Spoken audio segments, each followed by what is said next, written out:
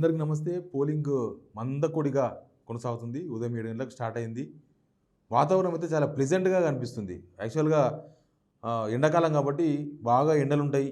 లేకపోతే వాతావరణ శాఖ చెప్పినట్లు ఈరోజు కుంభవృష్టి వాన పడాలి. ఆ వాతావరణం అయితే లేదు. చాలా ప్లెజెంట్ వాతావరణం కనిపిస్తుంది. ఓటర్లంతా ఓటు హక్కు వినియోగించుకోవచ్చు.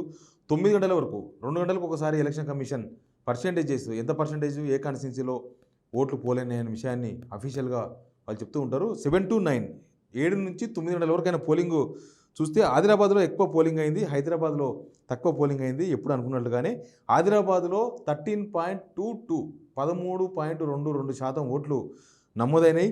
అదే హైదరాబాద్కి వచ్చేసరికి 5% మాత్రమే ఓటర్లు తమ ఓటు హక్కును వినియోగించుకున్నారు. చాలా తక్కువ ఓటు హక్కు వినియోగించుకున్నారు. భువనగిరి పార్లమెంట్లో అయితే 10.54, చేవెళ్ళ 8.29. చేవెళ్ళ కూడా చాలా తక్కువ ఓటింగ్ నమోదైంది. ఎందుకు ఓటింగ్ తక్కువ నమోదైందంటే చేవెళ్ళలో రూరల్ అర్బన్ 2 ఏరియాలు ఉంటాయి. రూరల్ ఏరియా కన్నా అర్బన్ ఏరియా ఎక్కువ ఉంటుంది. షేర్లింగంపల్లి, రాజేంద్ర నగర్, మహేశ్వరం ఇవి కాన్స్టిట్యున్సీలు చాలా పెద్ద పెద్ద కాన్స్టిట్యున్సీలు. అటుపోతే మనకు చేవెళ్ళ, వికారాబాదు, తాండూరు, పరిగి అవి 4 కలిసి ఆ 4 కాన్స్టిట్యున్సీలు కలిసి ఎంతమంది ఓటర్లు ఉంటారో ఇక్కడ అంతకు డబల్ ఓటర్లు, ఇక్కడ డబల్ త్రిబుల్ ఓటర్లు ఉంటారు ఈ 3 కాన్స్టిట్యున్సీల్లో. కాబట్టి హైదరాబాద్ జనం మామూలుగానే బద్ధకం, బయటికి రారు, ఓట్లు వెయ్యరు, మాకేం సంబంధం అన్నట్టుగా ఉంటారు. ముఖ్యంగా అటు hi-tech city area, Madhapur, Manikonda area, ఆ ఏరియా అసలే రారు బయటికి. ఆ ఏరియా అంతా కూడా ఈ చెవెళ్ళ పరిధిలోకి వస్తుంది. కాబట్టి 8.29% మాత్రమే ఓటింగ్ నమోదైంది. హైదరాబాద్ చూస్తే 5.06. అసలు దీనిలో ఉన్న ఓట్లు దగ్గర 19 లక్షల ఓట్లు హైదరాబాద్లో ఉన్నవి.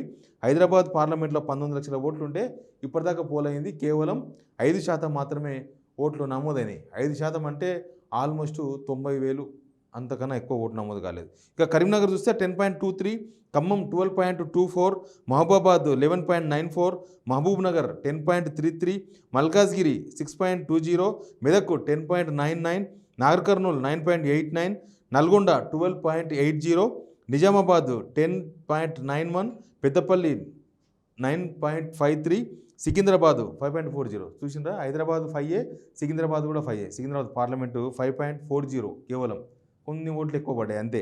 వరంగల్ 8.97, జహీరాబాద్ 12.88.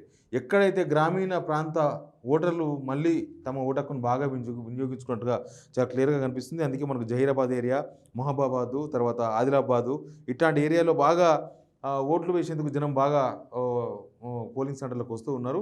మిగతా దగ్గర మాత్రం ఎంత అర్బన్ కాన్స్టిట్యున్సీ ఉంటే అంత ఓటింగ్ పర్సంటేజ్ ఇప్పటిదాకా అయితే తక్కువ నమోదైంది. నిజానికి యూత్ దీనిలో ఎక్కువ పార్టిసిపేషన్ ఉండాలి. కానీ నేను ఉదయం నుంచి పోలింగ్ సెంటర్ చూస్తూ ఉన్నా, యూత్ చాలా తక్కువగా కనిపిస్తుంది. మరి వాళ్ళు సాయంత్రం వద్దాం అనుకుంటున్నారా, లేకపోతే మధ్యాహ్నం పోదాం అనుకుంటున్నారా? కానీ ఎక్కువ యూత్ అయితే చాలా తక్కువ మంది కనిపిస్తున్నారు. ప్లస్ మహిళలు ఎక్కువ శాతం ఓటింగ్ నమోదు చేసుకోవాలి. ఎందుకు ఓట్లు వేయాలి? ఎందుకంటే ఇప్పుడు తెలంగాణ మొత్తంలో పురుష ఓటర్ల కన్నా మహిళా ఓటర్లు ఎక్కువ ఉన్నారు. కాబట్టి కొద్దిగా మహిళలు స్పీడ్గా ఓటు హక్కు వినియోగించుకునే అవకాశం ఉంది. బట్ చాలా తక్కువ మంది కనిపిస్తున్నారు. అసెంబ్లీ ఎలక్షన్స్కు, పార్లమెంట్ ఎలక్షన్స్కు ఇదే డిఫరెన్సు. అసెంబ్లీ ఎలక్షన్స్ ఏమో లోకల్ ఎమ్మెల్యే ఎలక్షన్స్ కాబట్టి లోకల్ లీడర్లు పట్టుకుపోయి మరీ ఓట్లు వేపిస్తారు. ఈ లోక్సభకు వచ్చేసరికి అంత పట్టింపు ఉండదు. 7 కాన్స్టిట్యున్సీలు, లక్షల మంది ఓటర్లు, తక్కువలో తక్కువ 16 లక్షల మంది ఓటర్లు, అంతకన్నా తక్కువ ఓటర్లు లేరు. మన దగ్గర 37 లక్షల ఓటర్లు మల్కాజ్గిరి పార్లమెంట్ పరిధిలో ఉన్నారు. కాబట్టి ఇంకొకటి మహబూబాబాద్ తక్కువ ఓటర్లు ఉన్నారు. మహబూబాబాద్లో 16 లక్షల ఓటర్లు ఉన్నారు మహబూబాబాద్ పార్లమెంట్లో. ఇట్లా లక్షల మంది ఓటర్లు ఉంటారు కాబట్టి కాన్సన్ట్రేషన్ చేయకపోవచ్చు. బట్ ఓటింగ్ అయితే పెరగాల్సిన అవసరం ఉంది. చాలా ఓటింగ్ పెరగాలి. మనకు లోక్సభ ఎలక్షన్స్ ఎప్పుడు ఎలక్షన్ జరిగినా 61-62% దాటదు మొత్తం ఓవరాల్గా పర్సంటేజు. ఇప్పటికైతే చాలా వీక్గా పోలింగ్ అవుతున్నట్టు చాలా క్లియర్గా కనిపిస్తుంది. Please subscribe signal TV.